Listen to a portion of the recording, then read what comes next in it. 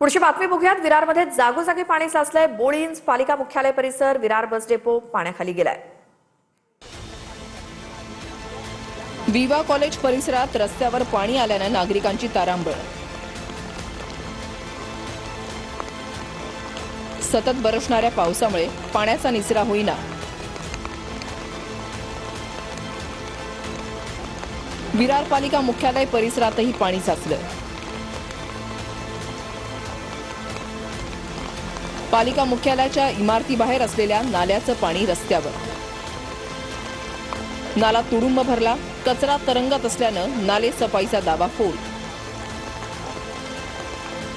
Virar bus depot परिसर ही जलमय। गुडघाभर पाण्यातून वाट काढताना सामान्यांची तारांबळ। वाहन चालकांचीही तारेवरची कसरत। बोळींज परिसरात पाणी साचल्यानं दुकानांमध्ये पाणी शिरलं। व्यापाऱ्यांचं आर्थिक नुकसान।